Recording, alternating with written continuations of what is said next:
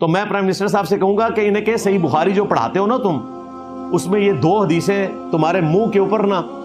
تماچا ہیں امام بخاری کی طرف سے، 694 اور 695۔ 694 پہ سیدنا ابو ہریرہ رضی اللہ تعالیٰ عنہ سے نبی علیہ السلام نے فرمایا، اے ابو ہریرہ، ان قریب ایسے امام آئیں گے جو تمہیں غلط نمازیں پڑھائیں گے، تم ان کے پیچھے نمازیں پڑھ لینا، ان کی غلطی کا وبال انہی پر ہوگا، تمہاری نماز درست ہوگی۔ اور 695 پہ تو امام بخاری نے باب باندھا ہے کہ بدعتی اور باغی کے پیچھے نماز پڑھنا درست ہے، کیونکہ سیدنا عثمان غنی رضی اللہ تعالیٰ عنہ امیر المومنین کا فتویٰ ہے۔ بسم اللہ الرحمن الرحیم۔ بدعتی کے پیچھے نماز پڑھنے کے حوالے سے مرزا جرمی نے ابھی لیٹسٹ جو گفتگو کی ہے، اس میں مرزا جرمی نے یہ ثابت کرنے کی کوشش کی ہے کہ میں نے صحیح بخاری سے ثابت کر دیا ہے کہ بدعتی کے پیچھے نماز مطلقاً پڑھنا جائز ہے، جبکہ اگر صحیح بخاری کی جن روایات کا سہارا مرزا جرمی لیتا ہے، ان سے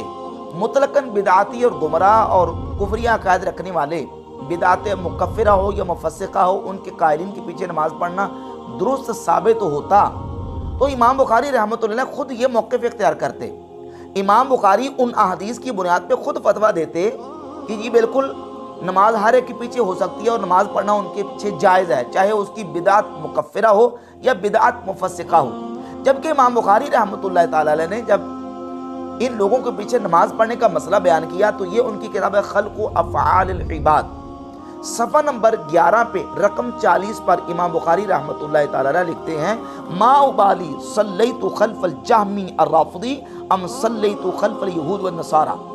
کہ مجھے کوئی پرواہ نہیں کہ میں جہمی رافضی کے پیچھے نماز پڑھوں یا یہود و نصارہ کے پیچھے نماز پڑھوں۔ یعنی جہمی رافضی کے پیچھے نماز پڑھنا یہ ایسے ہی ہے جیسے یہود و نصارہ کے پیچھے نماز پڑھنا۔ یہ امام بخاری رحمۃ اللہ علیہ کا اپینین ہے، یہ ان کا فتویٰ ہے، یہ ان کا بیان ہے۔ اگر صحیح بخاری کی جن روایات کو مرزا بیان کر کے ان سے نتیجہ نکالتا، ان سے یہی نکلتا ہوتا کہ نماز مطلقاً ہر بدعتی کے پیچھے جائز ہے، چاہے اس کی بدعت مکفرہ ہو یا مفسقہ ہو، تو امام بخاری کو خود فتویٰ دینا چاہیے تھا۔ اب میں نے جب امام بخاری کا یہ حوالہ پیش کیا تھا تو مرزا جرمی نے یہ کہا تھا کہ یہ ایکسپرٹ کا اوپینین ہے، ان سے اتفاق ضروری نہیں ہے۔ اگلے دن ایک کوئی بریلویوں کا مفتی کہہ رہا تھا کہ جی جو امام بخاری تھے وہ رافضیوں کے پیچھے نماز پڑھنے کو درست نہیں سمجھتے تھے، تو ہم یہی کہیں گے کہ امام بخاری کی ذاتی رائے ہے، یہ قرآن و سنت نہیں ہے۔ اور بھائی صحابہ کرام کی اگر کہیں ذاتی رائے آئے قرآن و سنت کے مقابلے پر تو وہ حجت نہیں ہے، صحابہ کا اجماع حجت ہے۔ انڈیویجول رائے اگر صحابہ کے میجورٹی پورشن کے خلاف ہو تو وہ حجت نہیں ہے۔ یعنی امام بخاری کا جو فتویٰ ہے کہ رافضی کے پیچھے نماز پڑھنا وہ گویا کہ یہودی عیسائی کے پیچھے نماز پڑھنا ہے، کہتا ہے یہ امام بخاری کا اپنا اوپینین ہے، ان سے اتفاق ضروری نہیں۔ یہ تو ثابت ہو گیا کہ امام بخاری نے فتویٰ دیا ہے، امام بخاری کا موقف ہے کہ ایسے بدعاتی کے پیچھے نماز درست نہیں ہے۔ اب مرزا جرمی نے ایک اور جگہ پہ ان علماء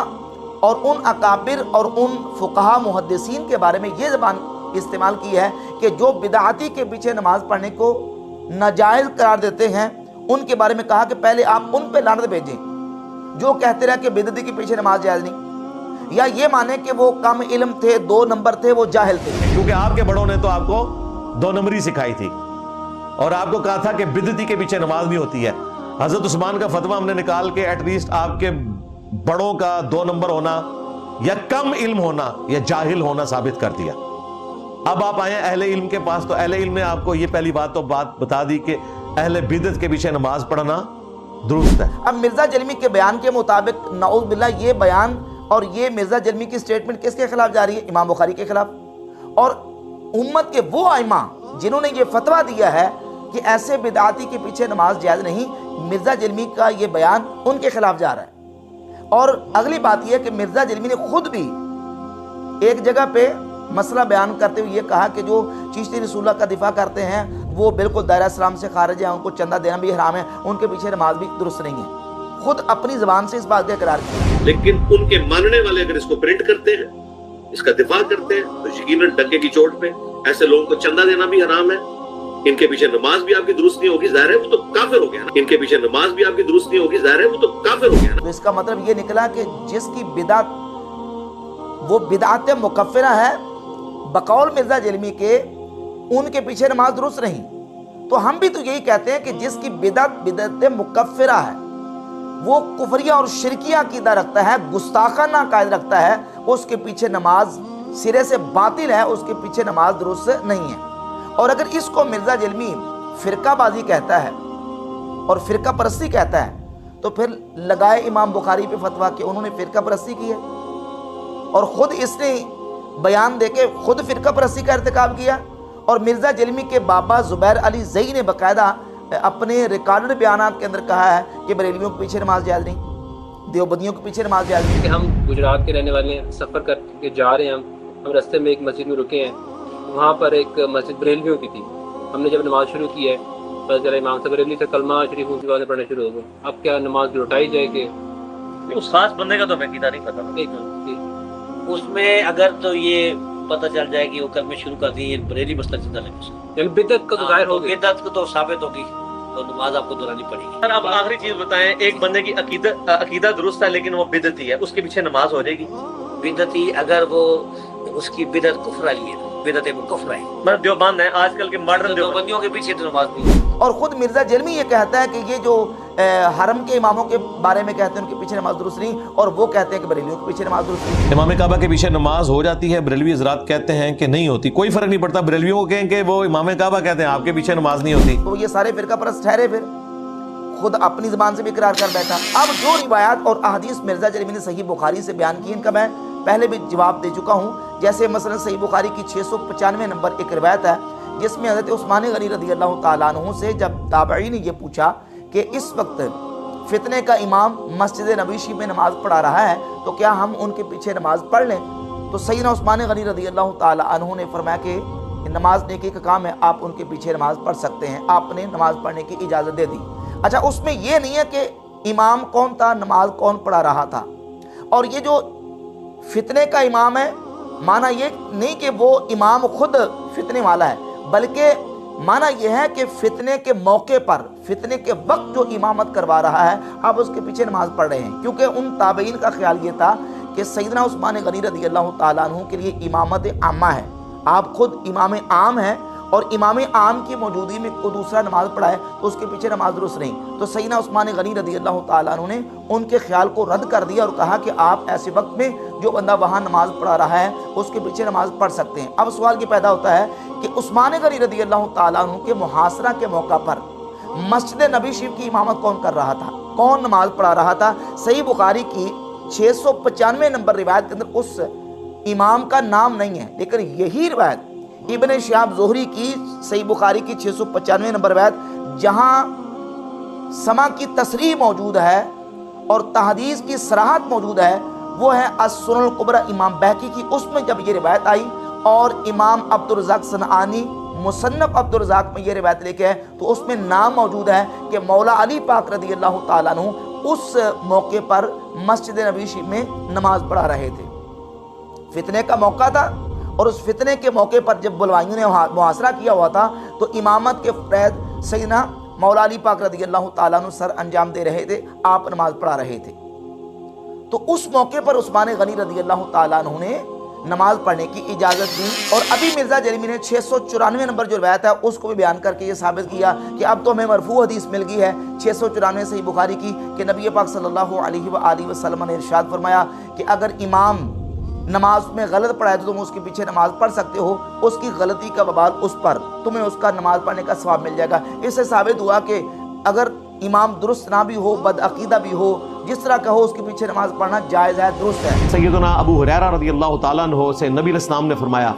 ए अबू हुरैरा, अनकरीब ऐसे इमाम आएंगे जो तुम्हें गलत नमाजें पढ़ाएंगे, तुम उनके पीछे नमाजें पढ़ लेना, उनकी गलती का वबाल उन्हीं पर हो, तुम्हारी नमाज दुरुस्त होगी। हालांकि उस हदीस से ये चीज़ साबित नहीं होती।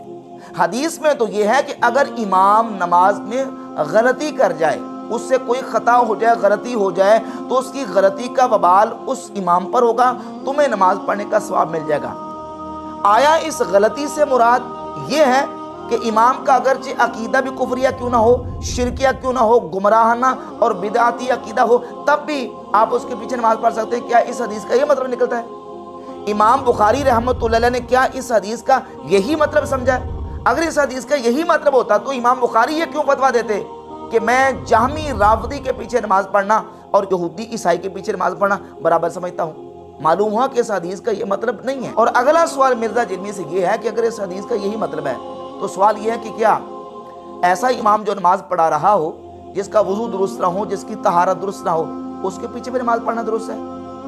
اگر تم کہو کہ نہیں، بے وضو اگر امام نماز پڑھائے تو اس کی یہ غلطی قابل قبول نہیں، اس کی امامت درست نہیں، اس کے پیچھے نماز پڑھنا صحیح نہیں ہے۔ ہم کہتے ہیں کہ اگر امام کا وضو صحیح نہ ہو تو اس کے پیچھے نماز درست نہیں ہے، تو اس کا ایمان درست نہ ہو تو پھر بھی اس کے پیچھے نماز درست نہیں ہے، کیونکہ بدعاتی اس کی اپنی نماز قبول نہیں، اس کا نہ فرض قبول ہے نہ نفل قبول ہے۔ صحیح بخاری کے 1870 نمبر حدیث کے مطابق بدعاتی کا نہ نفل قبول ہوتا ہے نہ فرض قبول ہوتا ہے، تو اس کے پیچھے کسی کی نماز کیسے قبول ہوگی؟ ہاں، رہ گیا مسئلہ اگر ائمہ جور ہیں، ظالم بادشاہ ہے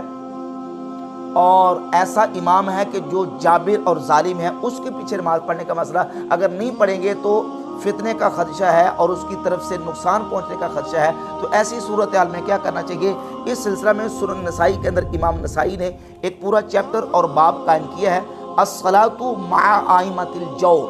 ظالم اماموں کے ساتھ نماز پڑھنے کا مسئلہ۔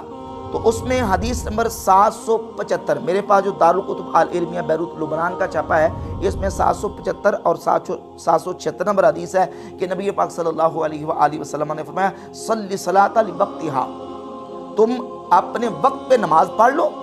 فإن أدرکت معهم فصلی، اور اگر تم ان کے ساتھ پاؤ تو پڑھ لو، ولا تقل انی صلیت، اور ان سے یہ نہ کہو کہ میں نماز پڑھ چکا ہوں، فلا اصلی، اب میں نماز نہیں پڑھوں گا۔ تو معلوم ہوا کہ اگر ایسا امام جو ظالم ہے اور امام جابر ہے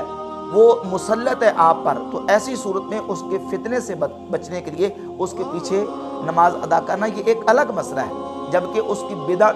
مکفرہ یعنی کفریہ اور شرکیہ عقائد تک اس کے عقائد نہ پہنچے ہوئے ہوں، اگر اس کے عقائد کفریہ شرکیہ گستاخانہ ہے تو پھر سرے سے ایسے امام کے پیچھے نماز بالکل سرے سے باطل ہے، نماز درست نہیں ہے۔